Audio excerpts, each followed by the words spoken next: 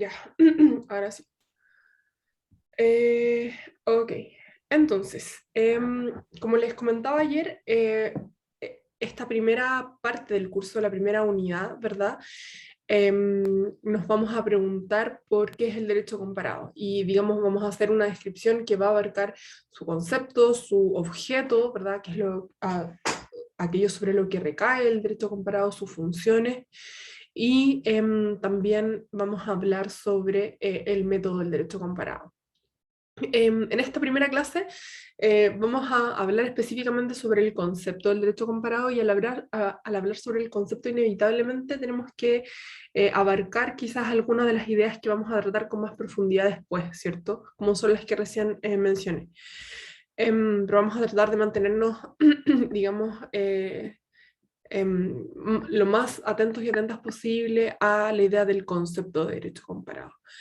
Voy a partir, bueno, no es lo mismo si es que no estamos presencialmente, pero voy a partir preguntando si es que alguien leyó el texto, si levantan la mano virtual. ¿Pudieron leerlo? ¿Pudieron leer la guía? Super nice. Dos, bien, Madeleine. Ah, ya, igual hay un número. Ya, súper. Me alegro mucho. Muchas gracias, no sé, por el trabajo previo. No sé si pudieron leer la guía y quizás parto por preguntarles si es que fue útil, si es que tienen algún comentario, si es que les ayuda a guiar la lectura o hay algo que quizás debería cambiar en eso. Pueden comentarme ahora o después, como quieran.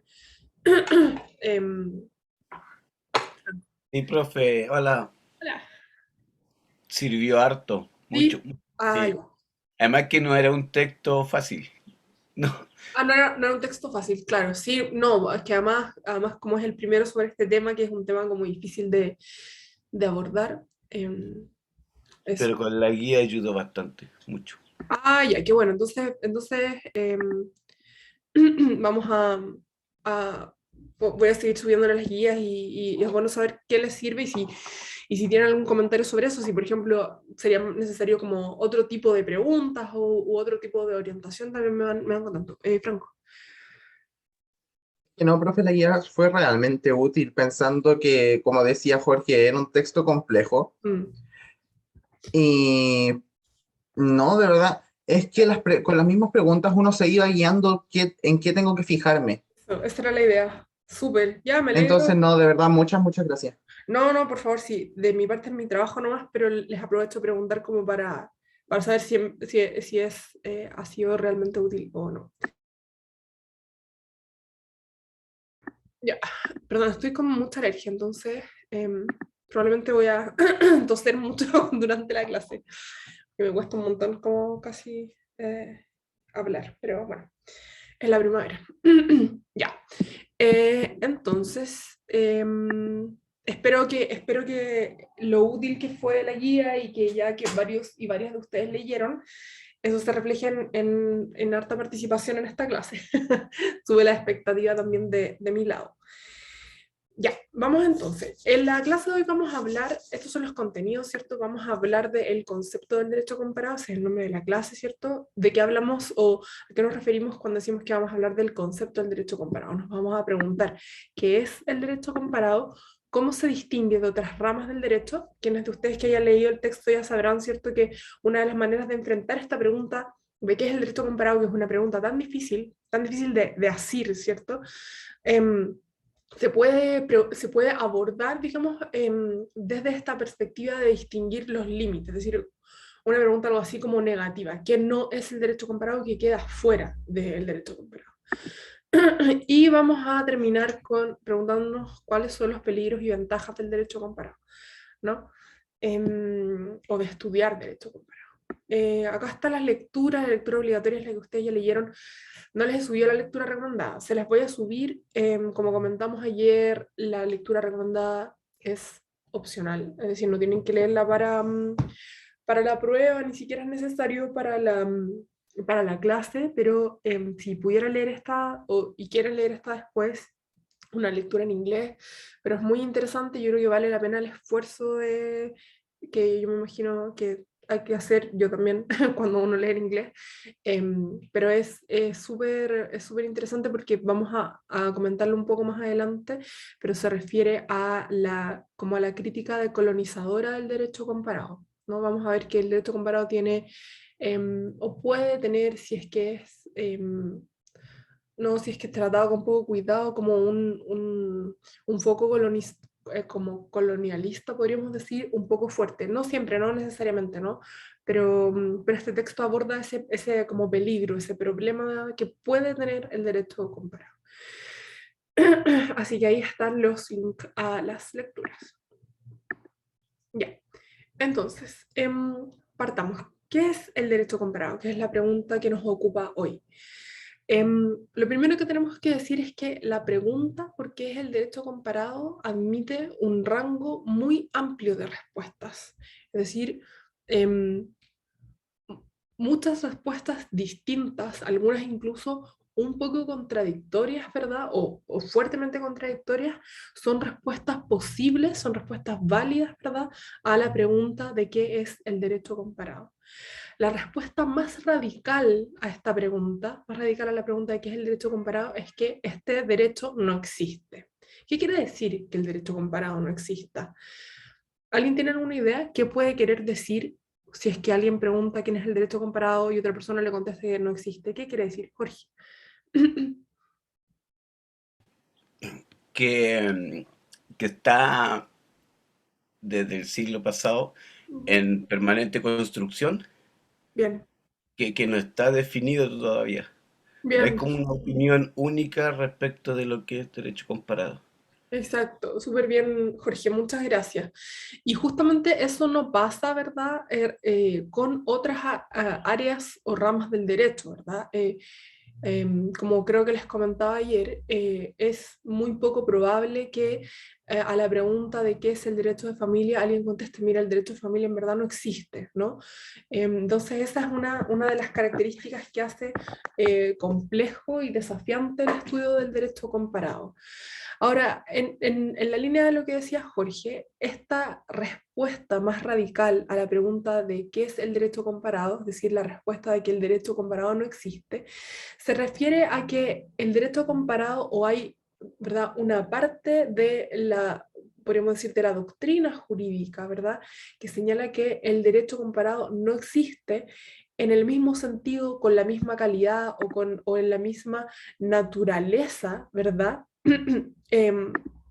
Que lo que hace, de la que existen otras ramas del derecho. Por ejemplo, no es una rama autónoma, ¿verdad?, del derecho, como lo es, por ejemplo, el derecho civil o el derecho privado, o el derecho administrativo, el derecho constitucional, el derecho de familia, etc.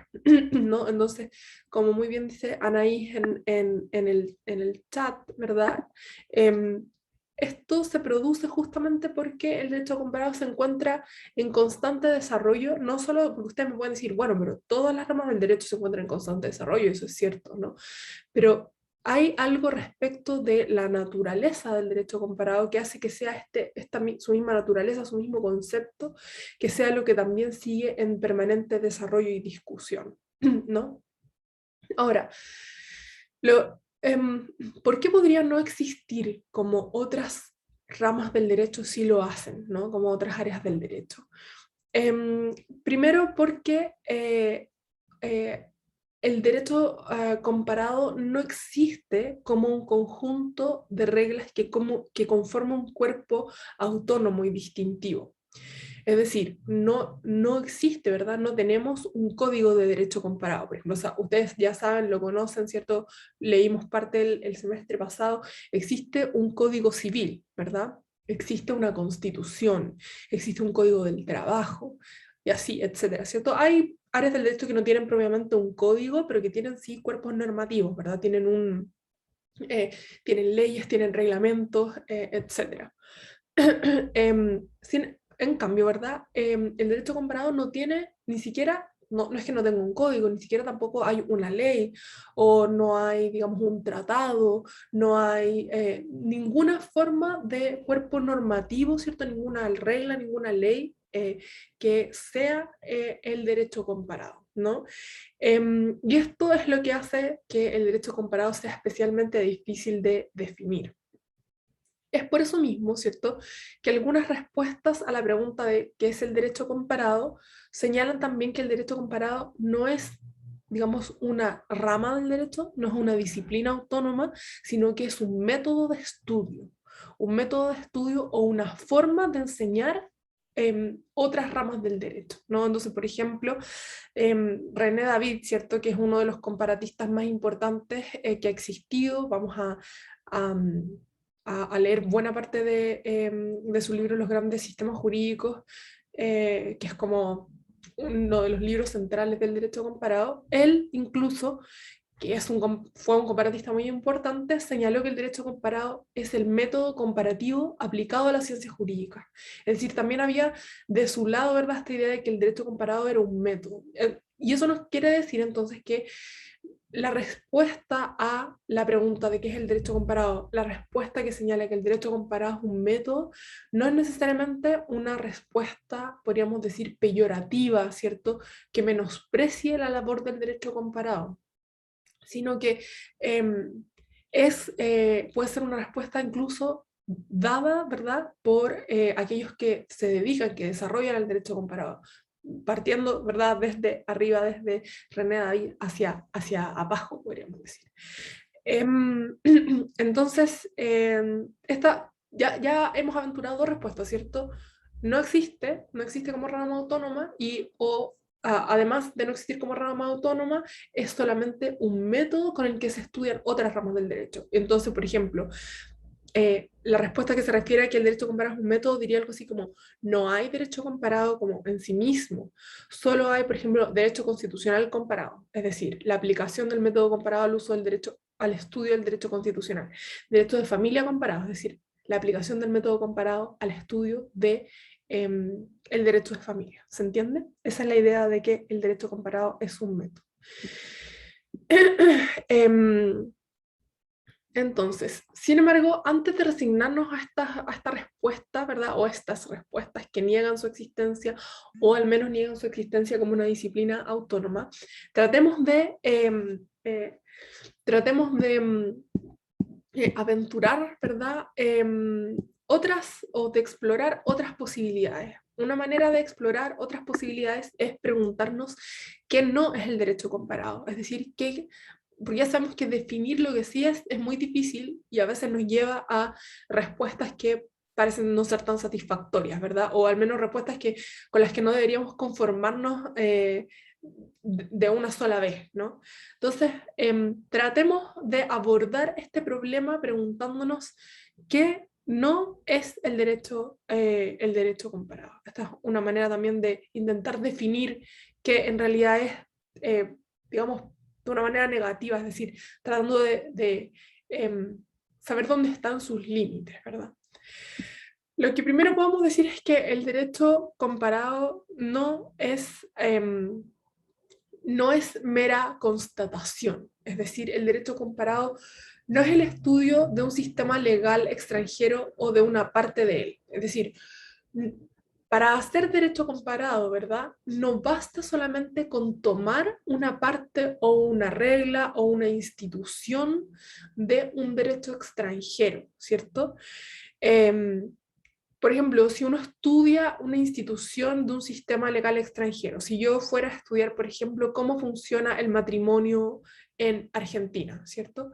Lo que estoy haciendo en ese caso no es derecho comparado, sino que solamente estoy estudiando en particular, ¿verdad?, una institución de un sistema jurídico distinto del propio, ¿no?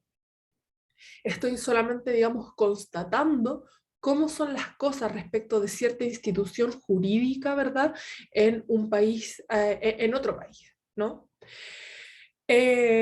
Probablemente ese estudio, ¿verdad?, de esa institución me vaya a ayudar a entender mejor cómo funciona la institución en mi propio país. Sí, probablemente sí. Pero sin embargo, el mero hecho de constatar que las cosas son de determinada manera en otro país no basta, ¿verdad?, para calificar ese estudio, esa constatación, como derecho comparado. Ya. Eh, entonces, em, ¿se entiende esto? ¿Cuál es la idea? Como lo que quiero decir con esto es que el derecho comparado exige un estándar, ¿verdad? Exige un estándar de, digamos, para su estudio. No basta solamente con constatar cómo son las cosas en un país distinto, ¿no? Sino que requiere un ejercicio adicional, un esfuerzo adicional que es la comparación misma.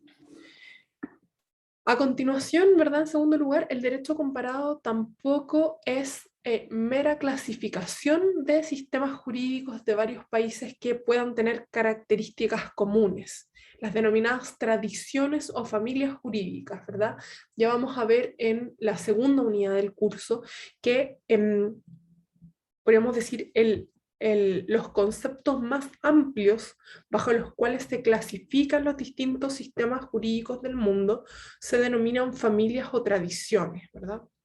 Que es lo que da el nombre a nuestro curso, tradiciones jurídicas comparadas, ¿verdad? Y normalmente esas clasificaciones, ¿cierto? Se hacen en virtud de que los países o los sistemas jurídicos que se encuentran bajo esas clasificaciones tienen una historia común porque se derivan uno de otro o ha uno ejercido fuerte influencia sobre el otro, ¿verdad? Ustedes ya habrán escuchado nombrar, ¿cierto? Probablemente las tradiciones que vamos a estudiar, que son el common law y la tradición romano-germánica o romano-canónica, ¿verdad? Pero, sin embargo, para estudiar derecho comparado tampoco basta em, hacer clasificaciones y constatar estas similitudes y diferencias. De nuevo, porque esta idea, ¿verdad?, de constatar que un sistema jurídico puede ser clasificado dentro de una tradición jurídica, nuevamente nos podría llevar a hacer solamente una constatación de ciertos hechos, es decir, una constatación de que, por ejemplo, las fuentes del derecho en el sistema jurídico de Estados Unidos se pueden clasificar dentro de las fuentes del derecho o hace que ese sistema jurídico pueda clasificarse dentro de la tradición jurídica del common law, ¿no? Entonces, hasta acá lo que tenemos que tener presente y que es muy importante porque pasa mucho, al menos lo que yo he podido ver, pasa mucho en las pruebas, así que si es que les pido hacer dar ejemplos, ¿verdad? De un estudio, ¿cierto? O ejemplos de una comparación jurídica, pasa mucho que simplemente se describen ciertas características de los sistemas jurídicos, pero no se llega propiamente tal al momento de la comparación. Entonces, voy a reiterar, lo que hay que tener muy claro es que el derecho comparado no es mera constatación ni mera clasificación, porque solamente constatar ciertas características de los sistemas jurídicos no implica necesariamente que se esté haciendo el ejercicio comparativo que requiere el derecho comparado. ¿Sí? ¿Se entiende? Jorge. Sí, profe, que una cosita, porque en los apuntes Ujú. yo había notado que se decía en la primera parte que el derecho comparado es la comparación de los diferentes sistemas legales del mundo. Exacto. Claro, pero no es solo comparación, constatación, sino que adelante se plantea que es la comparación de los diferentes sistemas legales del mundo, pero con una utilidad que es que sirva para proponer cambios legislativos, que Ujú. sirva para resolver diferencias respecto de países distintos en cuanto a una misma cuestión. Tiene que ser útil esa comparación Ujú. para el sistema legal que lo está comparando, valga la- Eso está bien, ¿cierto? Mire, yo diría que eso no es como una opinión unívoca, ¿no? Sino que también, y en el texto que ustedes tuvieron que leer, así se afirma, ¿cierto? En lo que se refiere a la objetividad de la comparación, muchas veces se ha llegado a afirmar que el derecho comparado tiene que ser algo así como un esfuerzo meramente teórico, ¿verdad? Es decir, si quien realiza la comparación va a efectivamente ser neutral respecto de la comparación que está realizando y sobre todo de su objeto de estudio, entonces la comparación que se hace o el objeto con el que se hace la comparación tiene que ser un objeto neutral.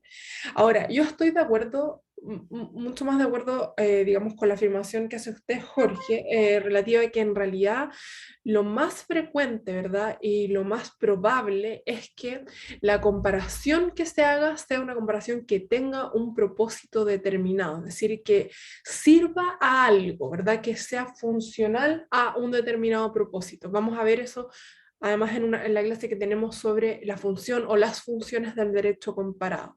Entonces, si bien podríamos encontrar algún caso em, digamos, por un propósito meramente quizás como académico, teórico, se haga un estudio de derecho comparado que no tenga otro propósito que hacer esa comparación, lo más probable, ¿verdad?, es que tengamos que la comparación sirva a cierto propósito. No sé, Jorge, si... Sí, profe. Súper. Sí. Gracias. Anaís, ¿había levantado la mano?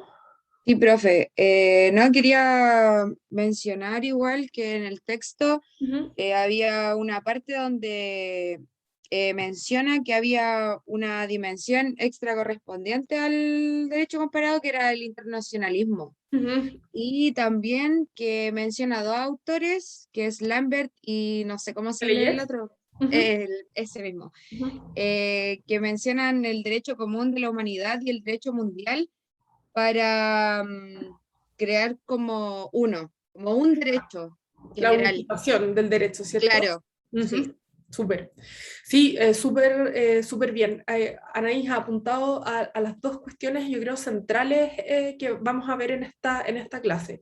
Primero, ¿verdad? Que el derecho comparado tiene, o, digamos, tal como fue pensado por los, digamos, creadores de esta disciplina, porque esa es otra característica poco usual que tiene el derecho comparado, ¿verdad? Que es que podemos señalar con mucha precisión, porque en otras ramas del derecho igual se puede, podríamos hablar como de un nacimiento, no sé, del derecho administrativo, o rastrear los orígenes del derecho constitucional o el derecho privado, etc. En el caso del derecho comparado, digamos, su propuesta como una disciplina autónoma tiene un momento muy preciso, ¿cierto? ¿Cuál es ese momento? Anaís, usted que lo debe saber, ¿se acuerda? ¿Cómo, profe? ¿Se Disculpe. acuerda cuándo los autores que usted mencionó propusieron la creación del derecho comparado? Em, ¿Se acuerda cuál fue el evento? no, no, profe, No, no. no importa, no se preocupe. ¿Alguien se acuerda? Jorge. Fue un, fue un congreso internacional, profe, no me acuerdo el Sí, nombre, sí, pero fue bien. en 1900. Perfecto, súper. ¿Madeleine? Sí. Madeleine, ¿no? Eso mismo, que fue en el Congreso Nacional, ¿cómo es que se llama? Congreso Internacional de Derecho Comparado en Bien. 1900. Es- Eso, muy bien los tres. Justamente los autores, ¿verdad? Lambert y Seleyes propusieron la creación del derecho comparado como una rama autónoma del derecho en la Exposición Universal de 1900, donde se creó, ¿verdad?, el Congreso Internacional de Derecho Comparado, que es un congreso que se sigue celebrando hasta el día de hoy. De hecho, si no me equivoco, la próxima celebración es el 2022, el próximo año, en Asunción, en la ciudad de Asunción. Entonces, digamos, hay una continuidad, alguien lo señaló, Anaís, creo, hay una continuidad, un desarrollo permanente de este derecho comparado, incluso en esas instancias, digamos, como súper formalizadas desde el principio, ¿no? Que también es algo curioso respecto del derecho comparado. Y el segundo, no, ese es el primer punto, ¿verdad? Es decir, sus creadores desde este momento propusieron la creación del derecho comparado como una disciplina, ¿verdad? Como una rama del derecho que tendía a un fin bien específico, ¿no? Que es esta idea de unificación de los sistemas jurídicos. Vamos a hablar sobre unificación un poquito más adelante porque es un tema en que me interesa que nos detengamos, pero muy bien, Anaís. Y el otro punto, ¿cierto? Que es también aquello que es central. Ayer lo conversábamos en la otra sección, nos costó un poquito llegar a este punto, pero aquí ya llegamos adelantadas, ¿verdad? Aquello que está en el centro de la comparación del derecho comparado es justamente esta idea de internacionalidad, ¿verdad? La idea de que cuando comparamos elementos, ya sean más amplios o más restringidos, de distintos sistemas jurídicos. Es decir, por ejemplo, si yo comparara, ¿verdad? Una institución, ayer dábamos el ejemplo de la nulidad del matrimonio, ¿cierto? Que son como instituciones que son muy conocidas por todos y todas. La nulidad del matrimonio, si yo comparara ahora las causales de nulidad del matrimonio en Chile con las causales de nulidad del matrimonio hace 30 años, no estaría siendo derecho comparado, porque si bien esas causales han cambiado, ¿no? Estoy comparando dentro de un mismo sistema jurídico. Y aquello que está en lo que podemos denominar el núcleo de certeza, porque sabemos que definir, ¿verdad?, qué es el derecho comparado es muy difícil. Tiene, si se acuerdan de Hart o han leído Hart en esta parte, tiene un área gris, ¿verdad?, un área difusa en los contornos que es muy amplia. Pero sin embargo igual tenemos un núcleo de certeza, como denominaría Hart, y ese núcleo de certeza, es decir, aquello que siempre está, ojo con esto, aquello que siempre está en el derecho comparado, justamente este elemento, ¿verdad?, de internacionalización, es decir, de comparar distintos sistemas jurídicos. Vamos a ver que con distintos métodos, con distintas, digamos, o comparando un objeto más amplio, más restringido, pero siempre se refiere a sistemas jurídicos distintos. Anaís. Y no, profe, quería recalcar que en el texto también dice que sería como, o sea, que es necesario realizar comparaciones entre los diferentes sistemas jurídicos porque si se hace en el mismo, se podría, o sea, resultaría como un problema discernir las diferencias que hay. Claro. Algo así entendí.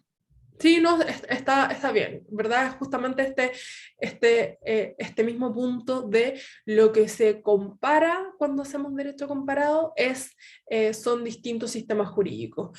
Cuando comparamos un solo sistema jurídico con el mismo, por ejemplo, en distintos momentos, estamos haciendo otra cosa, como vamos a ver, por ejemplo, podemos estar haciendo historia del derecho, ¿verdad? Podemos estar haciendo la historia de una institución, pero no estamos haciendo derecho comparado. Súper bien, Anaís, muchas gracias. Y tenemos, para terminar con lo que no es el derecho comparado, tenemos que no es mera comparación, ¿cierto? Es decir, no basta con hacer meramente comparaciones, ¿no? Cuando se hacen solamente comparaciones para resolver un problema, ¿verdad? Tenemos que la pregunta puede volverse sobre la comparabilidad de esos determinados problemas. Ya vamos a hablar de la comparabilidad, es decir, las unidades de comparación. Si es que tiene sentido comparar una cosa con la otra. Vamos a tener una clase sobre método respecto de eso. Sin embargo, el problema, ¿verdad? Los problemas siempre están determinados por el contexto social, incluso respecto de una misma institución dentro de un sistema jurídico. Es decir, no basta solamente de nuevo con constatar la diversidad de las características que pueda tener una determinada institución o una regla, etcétera, en distintos sistemas jurídicos, sino que tenemos que también atender a cuál es el contexto que explica esas diferencias, esas divergencias en los distintos sistemas jurídicos que estamos comparando. Es decir, ¿qué es lo que quiero decir con esto? La comparación no puede ser superficial, ¿verdad? No basta para hacer una buena comparación con decir, por ejemplo, en Chile, ¿verdad? Para divorciarse hay que esperar en algún caso 3 años del cese de convivencia, mientras que en Argentina hay que esperar 2 años. Eso es claro, es una comparación, tiene distintos sistemas jurídicos involucrados en esa comparación, pero para que se esté haciendo efectivamente derecho comparado, hay que considerar, ¿verdad?, cuáles son las razones, los elementos que llevan a que estas dos reglas sean distintas, qué es lo que explica que haya una divergencia, una diferencia respecto de esas instituciones jurídicas en los distintos países que estamos comparando, o los distintos sistemas jurídicos que estamos comparando, ¿sí? Bien, entonces, también, por otro lado, podemos intentar definir los contornos del derecho comparado respecto de otras disciplinas, ¿verdad? Por ejemplo, podemos distinguir el derecho comparado de el derecho internacional, ¿verdad? Podemos distinguir el derecho comparado del derecho internacional público y del derecho internacional privado, ¿verdad? Según lo que pudieron leer en el texto, ¿cuál es la diferencia del derecho comparado con el derecho internacional? ¿Alguien se acuerda?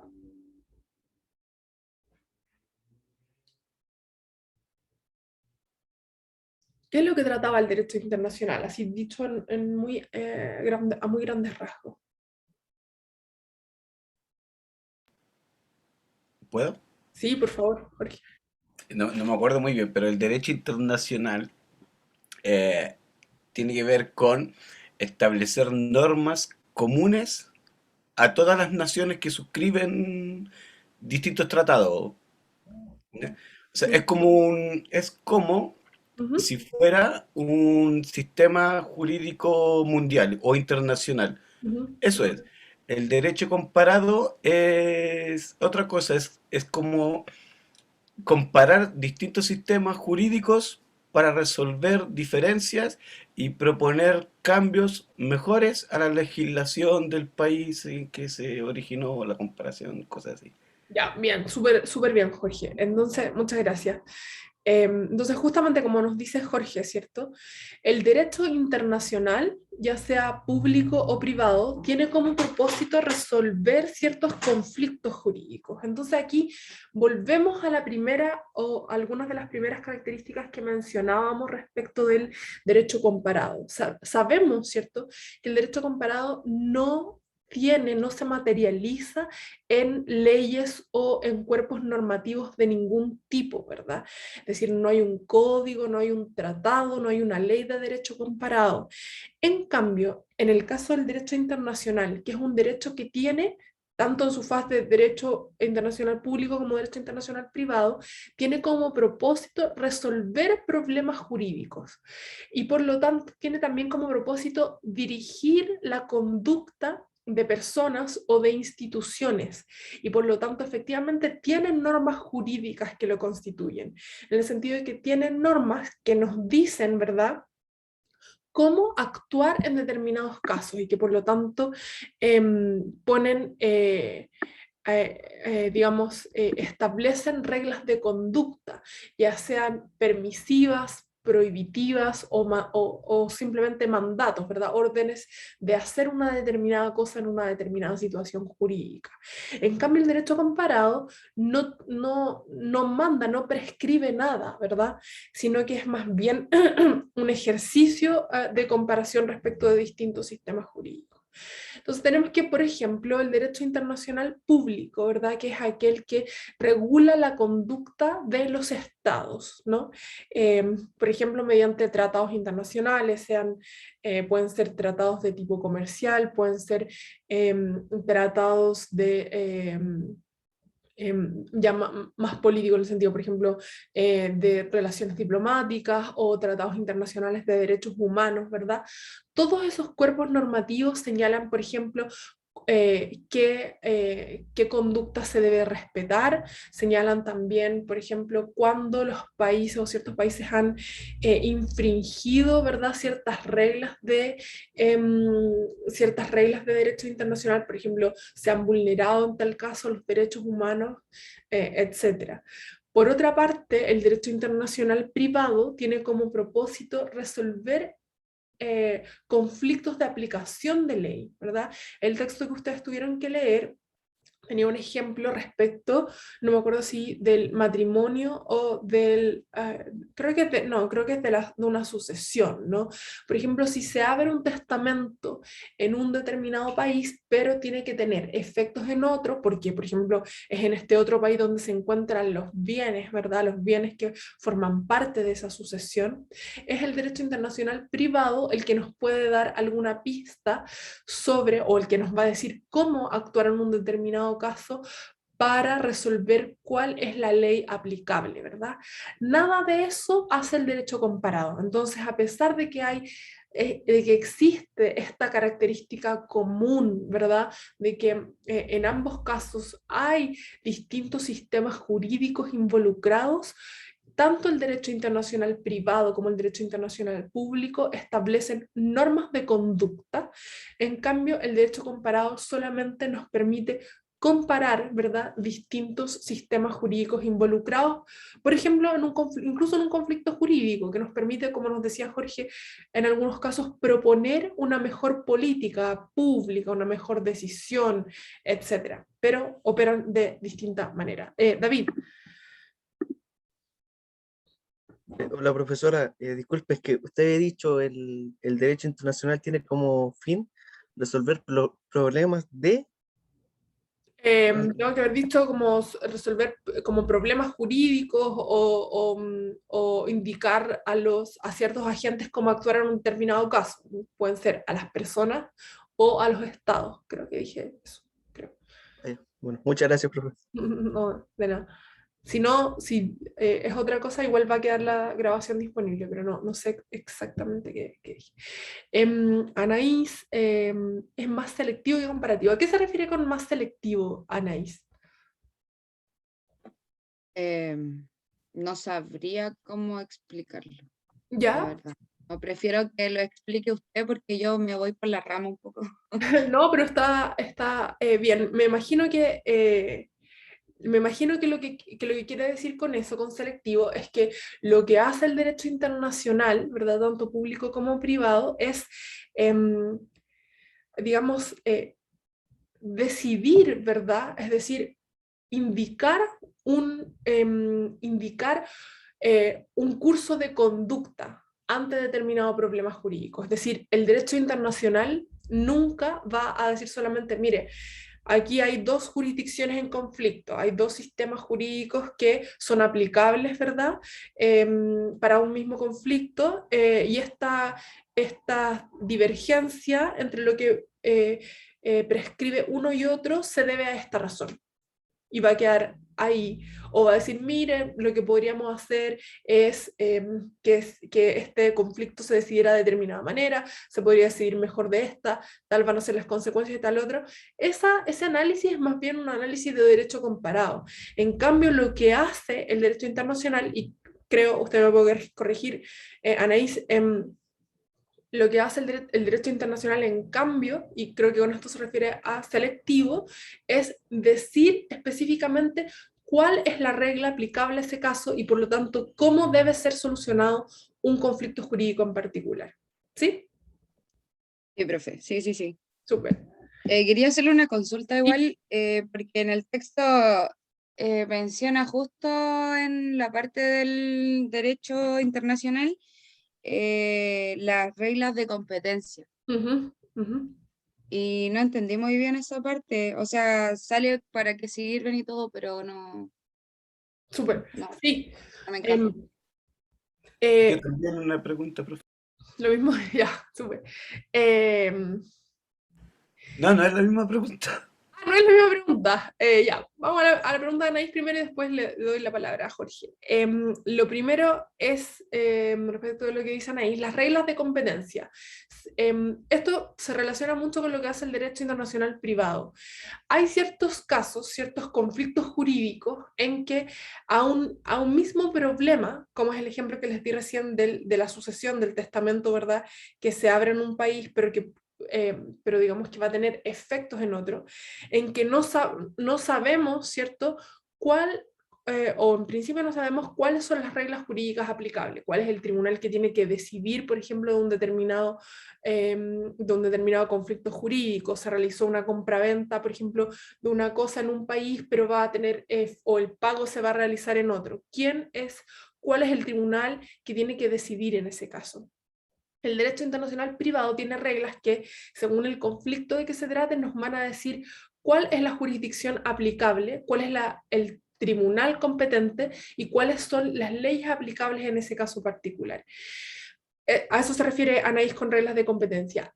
En cambio, para hacer el contraste, el derecho comparado nunca nos va a decir cuál es el tribunal competente en un determinado caso, porque no está, digamos, destinado, o su función no es resolver un conflicto jurídico en un caso particular. ¿Sí? Sí, profe, quedó más claro, gracias. Súper, gracias a usted. Jorge. Ya, profe, respecto de eso que planteaba de que el derecho internacional es más selectivo, tiene que ver, a ver, un ejemplo, la OIT, cuando se reúne la OIT, bueno, también generan normas, ellos generan convenios que son mundiales y tienen que ver en su mayoría con las relaciones laborales. Van creando derecho internacional en el área laboral.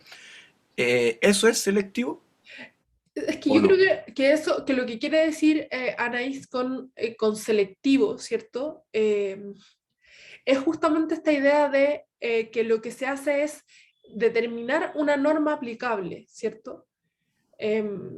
Y claro, los tratados internacionales, que en este caso serían derecho internacional público, a diferencia del ejemplo que estábamos dando recién, que era derecho internacional privado, justamente como usted dice, Jorge, lo que hacen es crear una norma aplicable, ¿cierto? Y esa norma es obligatoria, es vinculante, su vulneración trae, digamos, consecuencias jurídicas, puede traer una sanción aparejada, y en ese sentido, el derecho internacional público se diferencia también del derecho comparado, que no establece normas jurídicas, no está destinado a la creación directa de una norma jurídica.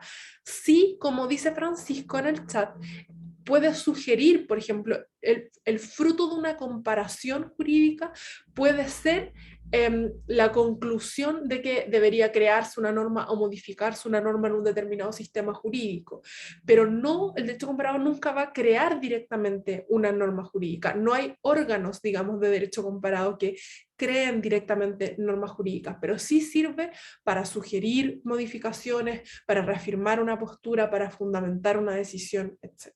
¿Sí? Sí, profe. Ya, genial. ¿Alguien más había levantado la mano ahora? No sé si, no me acuerdo quién es, pero Pablo por mientras, si es que no hay más. Hola, profe, buenos Hola, días. Pablo, buenos días. Tengo una duda. ¿A qué se refería con reglas de competencia en derecho internacional privado? Sí, competencia, como decíamos, la competencia se refiere a la facultad, ¿cierto? Van a ver después en su curso de Derecho Procesal definiciones mucho mejores de competencia, pero es, digamos, la facultad, la autoridad que tiene un determinado órgano, normalmente se refiere a los tribunales, pero no necesariamente solo ellos, para decidir en un caso particular. Entonces, el derecho internacional privado, como les decía, nos señala en ciertos casos de conflicto en que no sabemos cuál es el órgano autorizado para decidir, nos señala cuál, ¿verdad?, es el órgano competente. Por ejemplo, para decidir decidir sobre la validez de un matrimonio, por ejemplo, si es que los contrayentes se casaron en Argentina, pero ambos son peruanos, las reglas de derecho internacional privado nos van a decir quién es el tribunal competente para decidir en ese caso sobre la validez del matrimonio, por ejemplo. A eso se refiere competencia, la autoridad para decidir sobre un conflicto.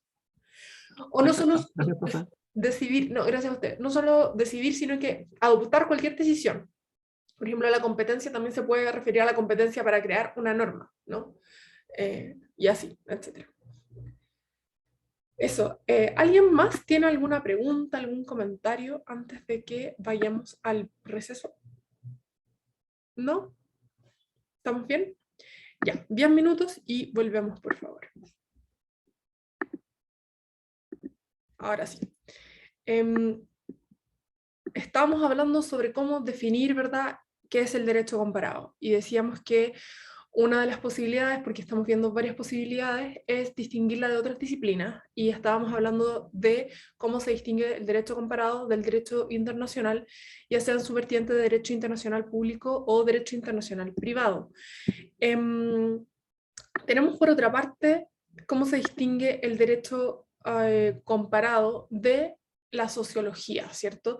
Sabemos que esta rama del derecho comparado se distingue de la sociología, principalmente, ¿verdad?, en cuanto a su método, y a que parece ser que la sociología se interesa también de una manera mucho más amplia por todo aquello que forja la conducta humana y que finalmente lleva a la creación de ciertas reglas jurídicas, y también a la forma en cómo los operadores jurídicos y los destinatarios de las normas jurídicas se comportan, ¿verdad?, respecto de las normas de un determinado sistema. Sin embargo, así como el derecho comparado se nutre y se encuentra en una relación muy cercana, ¿cierto?, con el derecho internacional, pasa lo mismo también con la sociología del derecho. Ahora, probablemente la relación más relevante es la que el derecho comparado tiene con la historia del derecho. Lambert, que fue, como mencionábamos en el bloque anterior, que fue uno de los juristas que propuso la existencia del derecho comparado como una rama formal del derecho, ya señalaba que, por ejemplo, que el derecho comparado estaba compuesto en parte por la historia comparada del derecho. Es decir, la historia comparada del derecho es algo así como, está dentro, ¿verdad?, de lo que tenemos que entender por derecho comparado. ¿Qué implica esto? ¿Qué implica afirmar, ¿verdad?, que dentro del derecho comparado se encuentra la historia comparada del derecho? Fundamentalmente que para que una comparación sea útil, es decir, que para que un ejercicio comparativo se encuentre bien hecho y por lo tanto nos lleve a conclusiones que sean correctas y nos permitan, como decía Francisco, ¿verdad?, hacer sugerencias que sean correctas, ¿verdad?, tiene que tomar en consideración el desarrollo histórico de las instituciones. Entonces, esto es bien importante. Es muy difícil hacer derecho comparado sin hacer también historia del derecho comparado. Y muchos de los estudios de derecho comparado con los que ustedes se van a encontrar, quizás no tanto en este curso, porque acá hay algo de eso, pero vamos a tratar de ver como todas las partes del derecho comparado, pero muchos de los estudios que se hacen de derecho comparado son básicamente historia comparada del desarrollo de ciertas instituciones. La comparación, ¿verdad?, por tanto, entre sistemas jurídicos que no tengan ninguna relación entre sí, es decir, que no exista en ellos, ¿verdad?, una relación ya sea de derivación o sea de influencia, al menos se ha dicho que es una comparación inútil, ¿verdad?, porque el mero hecho de que tengan ciertas características similares o que tengan características divergentes puede ser entonces meramente contingente. ¿Qué quiero decir con esto? Que hay una parte, ¿verdad?, de la doctrina del derecho comparado que nos va a decir la única comparación en realidad útil, es decir, que nos puede llevar a las conclusiones correctas respecto del ejercicio de comparación, son aquellas comparaciones que se hacen entre sistemas jurídicos que tienen alguna relación histórica, que tienen, ¿verdad?, han tenido, ya sea porque un sistema se derivó de otro o porque tienen una influencia mutua. Esa es la única, digamos, comparación que puede dar los frutos, digamos, correctos, ¿no? Sin embargo, si las diferencias o las similitudes entre sistemas jurídicos son solo explicables por la historia, entonces parece que lo que estamos haciendo en realidad es solo historia del derecho. ¿Cómo distinguimos entonces a la historia del derecho comparado? ¿Qué nos dicen los autores del texto que ustedes tienen que leer para hoy? ¿Cuál es la diferencia entre historia del derecho y derecho comparado? Ya sabemos que están muy relacionadas, ¿verdad? Sabemos también que para hacer derecho comparado necesitamos hacer en parte historia del derecho, Pero, ¿qué es lo que diferencia la historia del derecho comparado?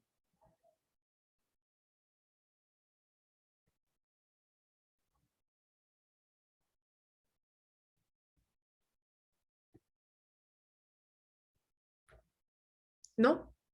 ¿Ahí, ahí? Yo Jorge. ahí como, sí, yo ahí como que me perdí un poco, profe, pero porque hay una pregunta en la guía que es la 6. Ujú. ¿Qué Yo fui a dice? anotar Que no lo tengo nada. cuáles son las similitudes y diferencias del derecho comparado con las otras disciplinas que el autor menciona. Claro, y Ujú, menciona todas esas que usted colocó ahí, más la etnología. ujú, Y fui anotando diferencias, encontré re pocas. ujú.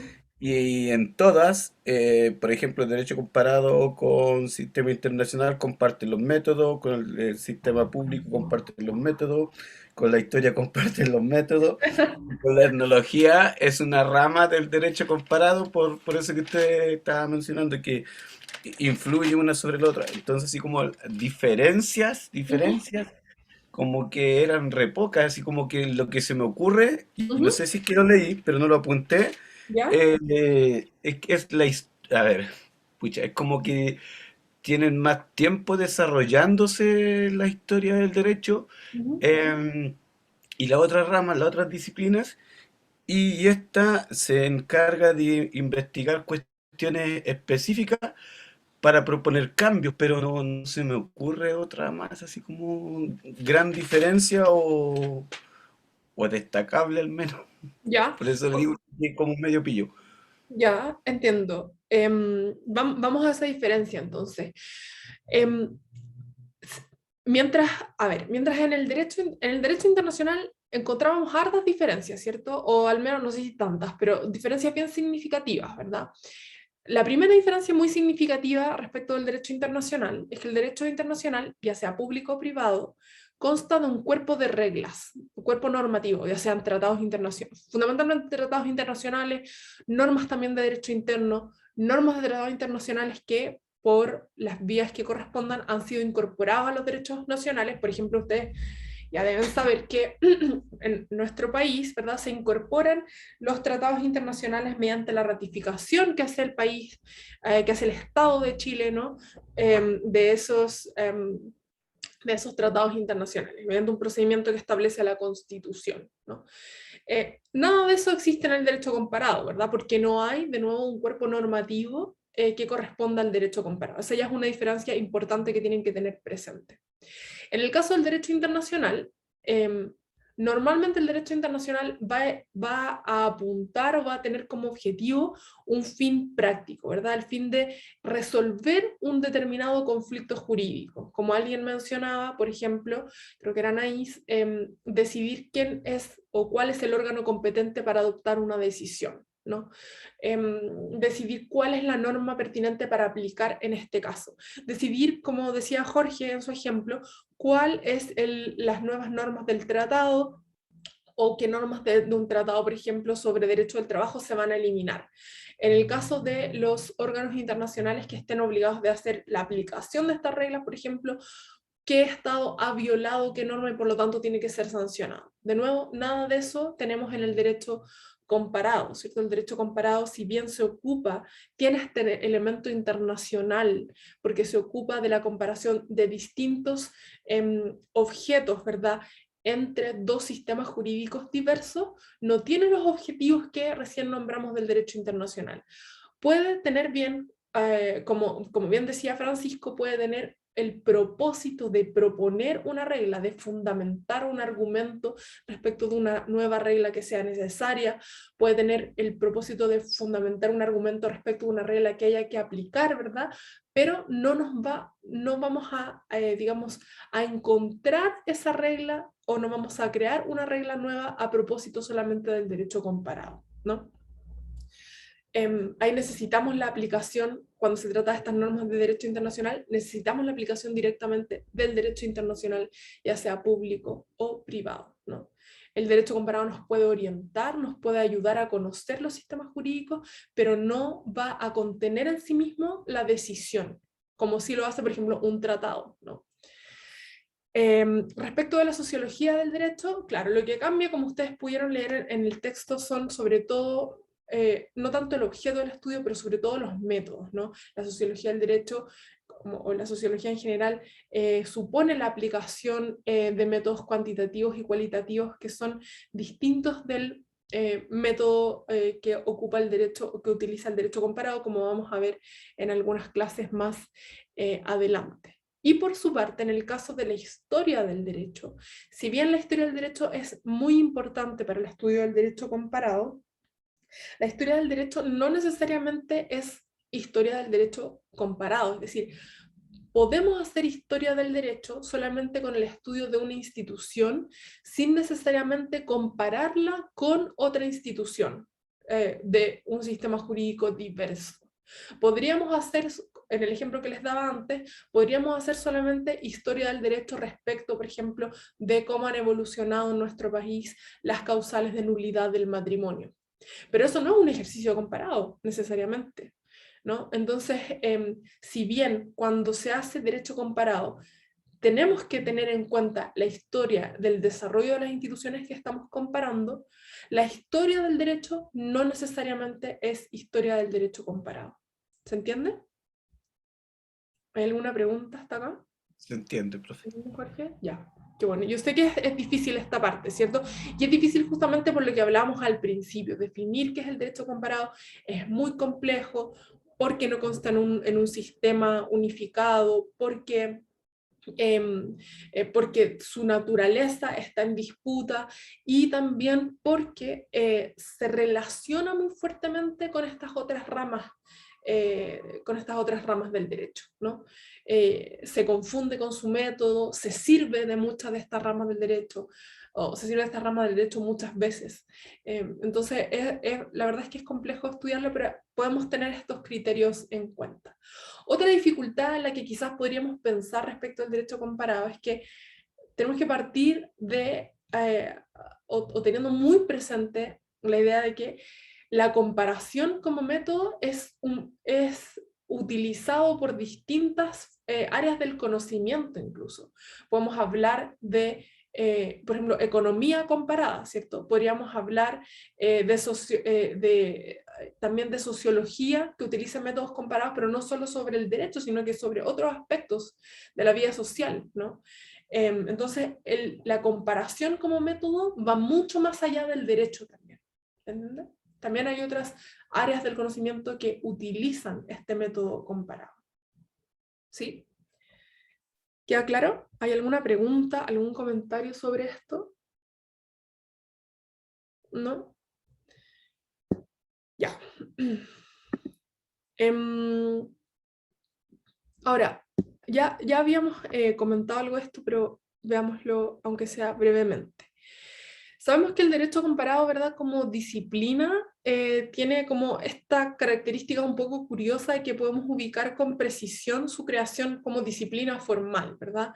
En el año 1900, como bien decían ustedes en la Exposición Universal, en el que se fundó el Congreso Internacional de Derecho Comparado, que se celebra cada 4 años, fue suspendido por las guerras mundiales.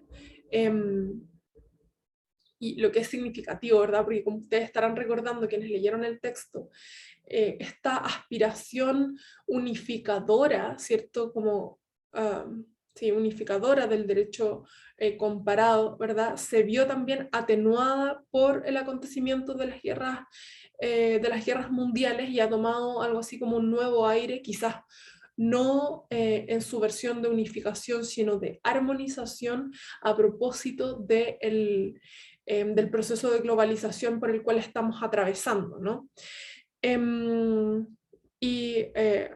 Bueno, tiene esta característica de que podemos situarlo muy específicamente, su creación, en un momento de la historia. Y como decíamos, ¿verdad?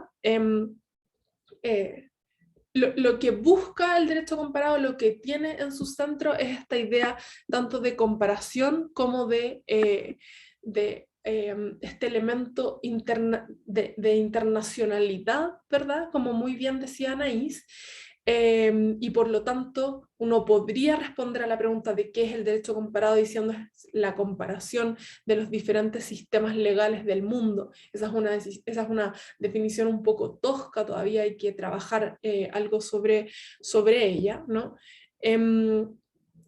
Pero además, como también señalábamos, lo que animaba a Lambert y Seleyes, es decir, a quienes propusieron la creación del derecho comparado como una disciplina autónoma, ¿verdad? Era la aspiración de unificar los sistemas jurídicos que se encontraban en etapas o que se encuentren en etapas similares de desarrollo cultural y económico, ¿verdad?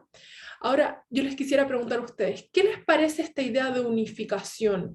De unificación en los términos en que los mencionan los autores, ¿verdad? Es decir, unificar sistemas jurídicos que se encuentren en etapas similares de desarrollo cultural y económico. ¿Qué les parece esta idea? ¿Les parece algo bueno, algo deseable? Jorge.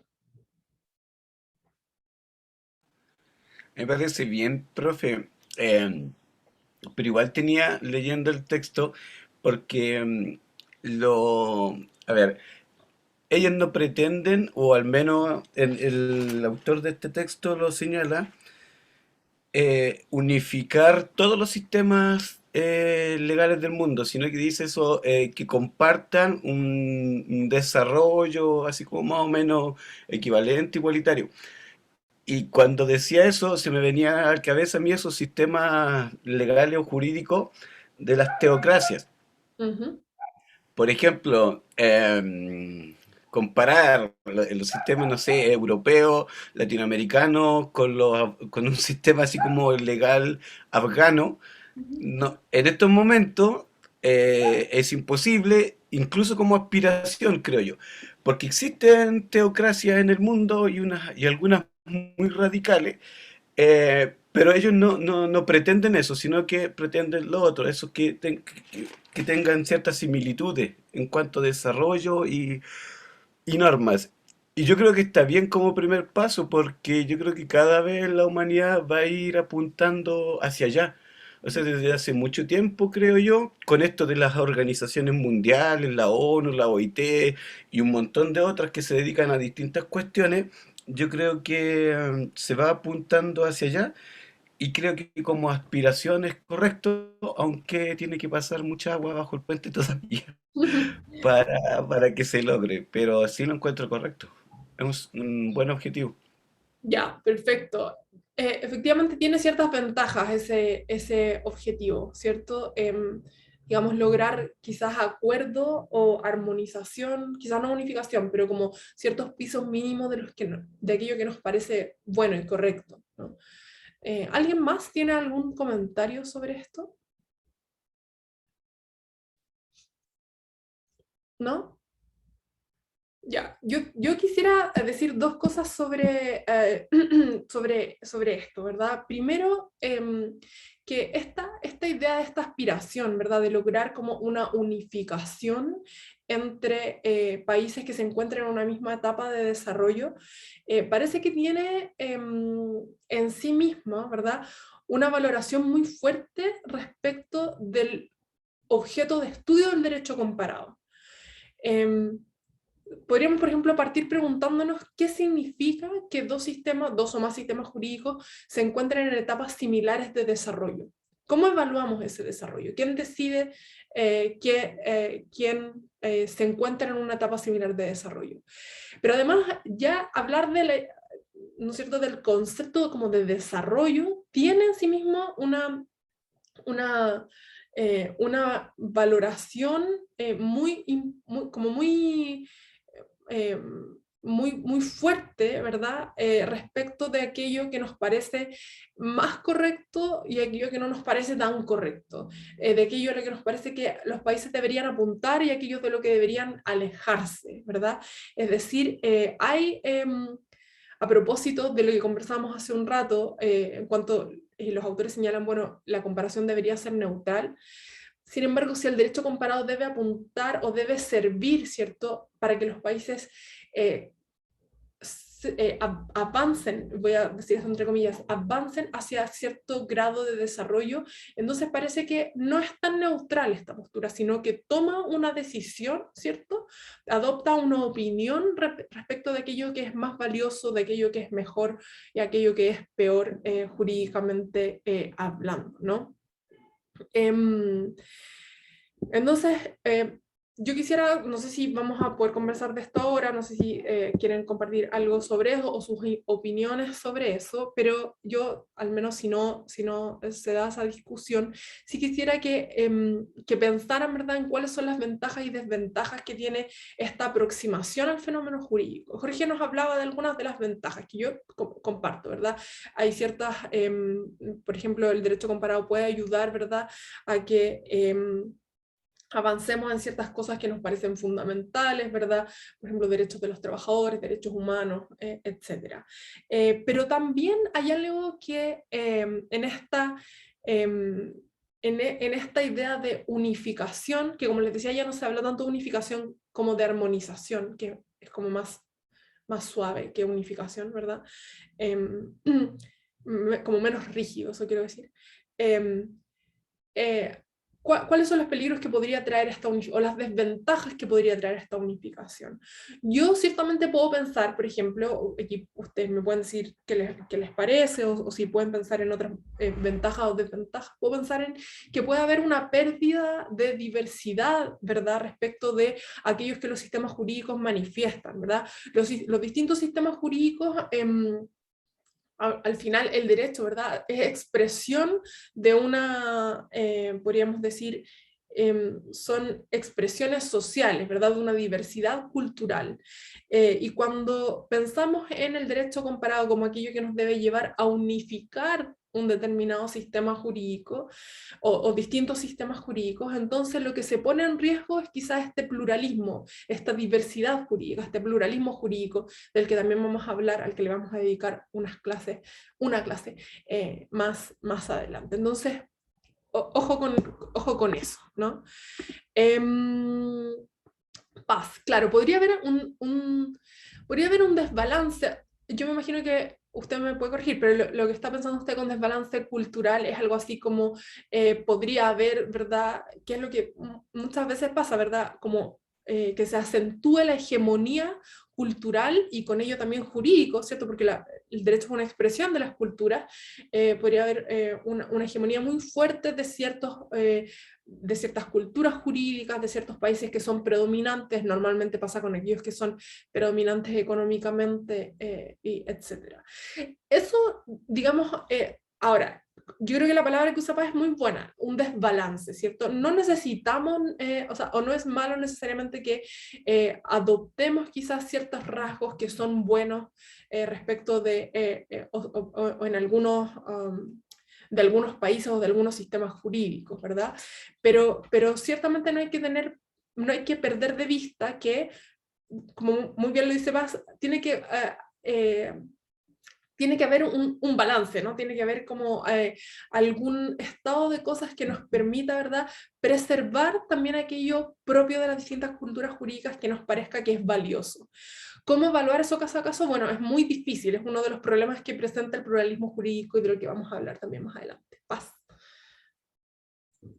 Profe, también lo comparé con las colonizaciones que hubieron durante la guerra. Como un estado coloniza a otro país, como las colonias que habían en Europa. Y eso también lo asocio bastante con el desbalance que puede haber. Porque se Perfecto. supone que toda la diversidad avanzó con el tiempo. Uh-huh. Entonces, si se hace una unificación de este tipo, una desventaja podría ser este mismo, el desbalance que crea culturalmente y que a medida y a raíz de eso sería como retroceder 100 años. Súper bien, Paz, muchas gracias, muy bueno su comentario también. Exactamente, hay una idea colonizadora, podríamos decir, en esta idea de unificación, de la unificación como algo valioso. Por eso les recomiendo, y como dice también Francisco en el chat, ¿verdad?, el derecho se vuelve muy rígido, se vuelve una sola cosa, pierde capacidad de adaptación, al haber menos diversidad y menos adaptación, igual que en la naturaleza, ¿cierto?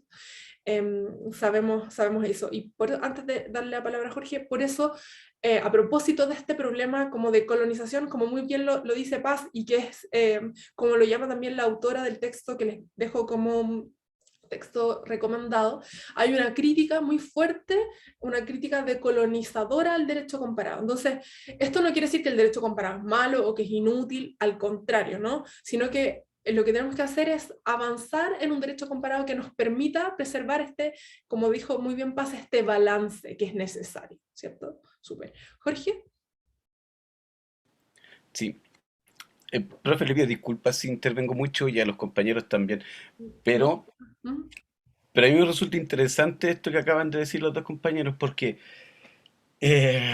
uno de los grandes problemas que va a tener esta cuestión, que para mí sí es una buena aspiración, insisto, es en términos filosóficos, porque ¿qué es o qué podría ser un desbalance cultural?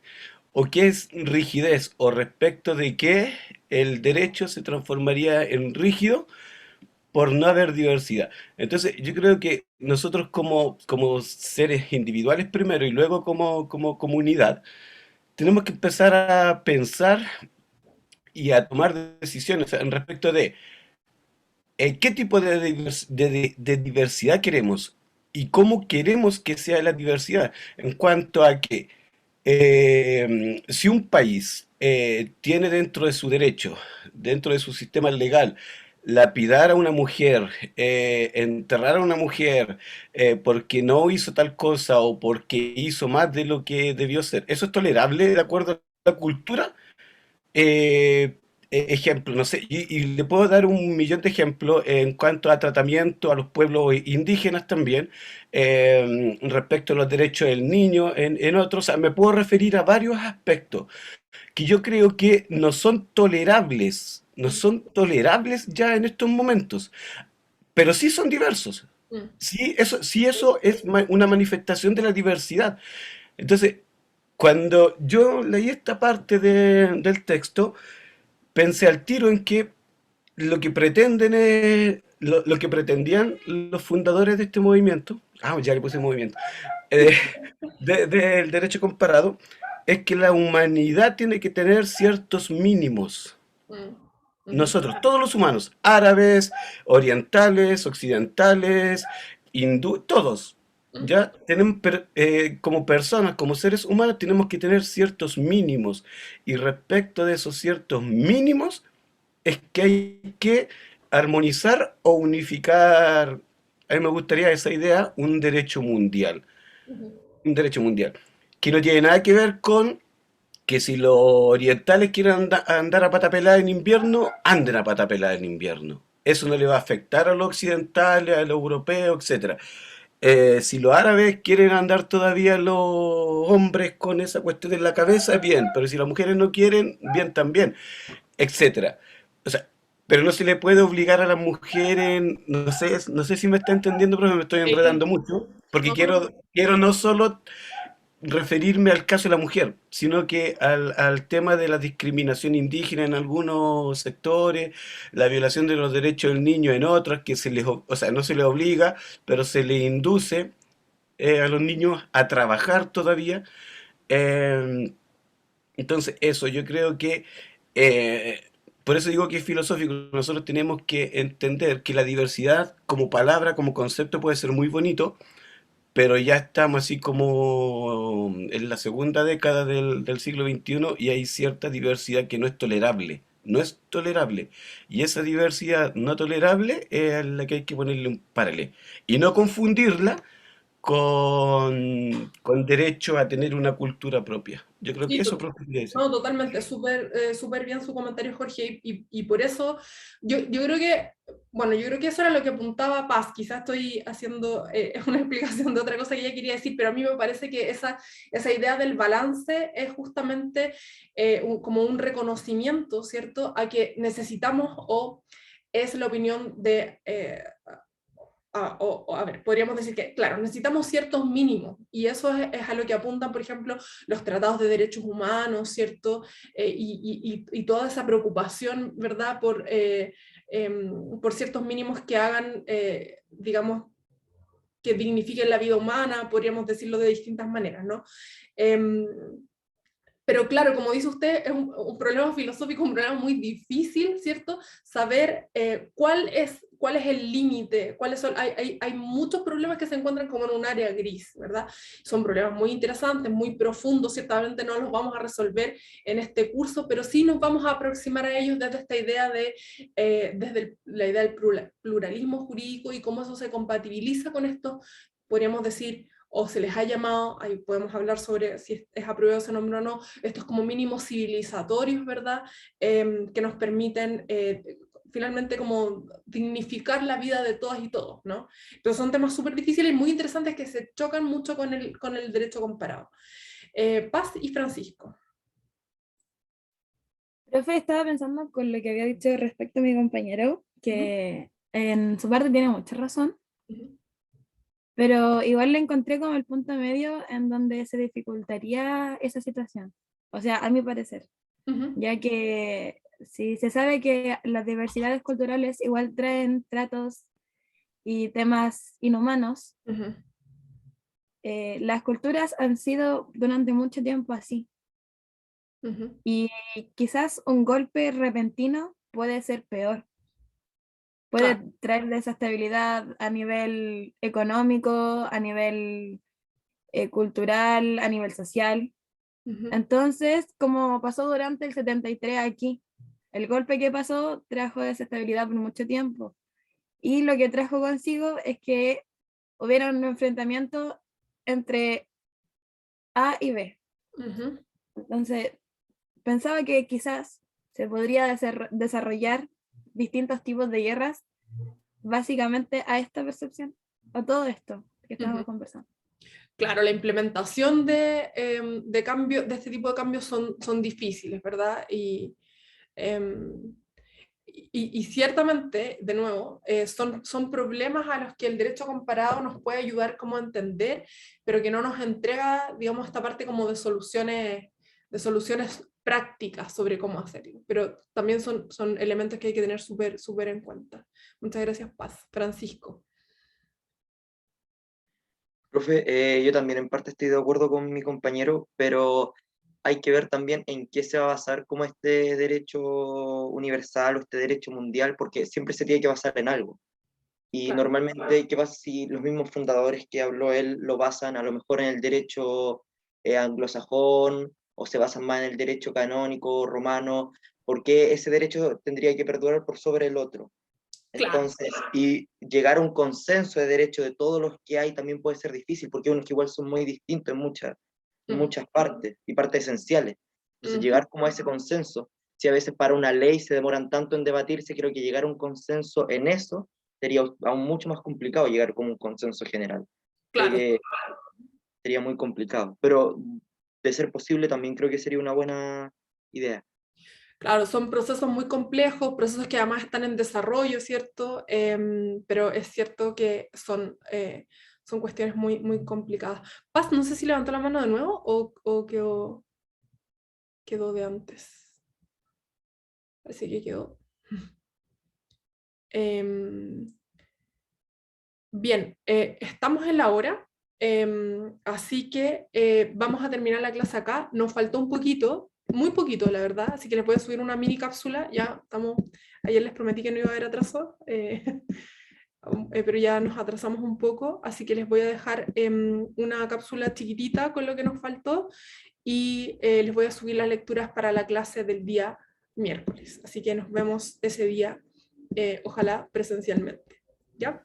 Que estén muy bien y muchas gracias. Gracias. Chao, profe, que esté muy bien. Profe, gracias. Chao, profe. Bien. Profe. Gracias, cuídese. Igual, chao, chao.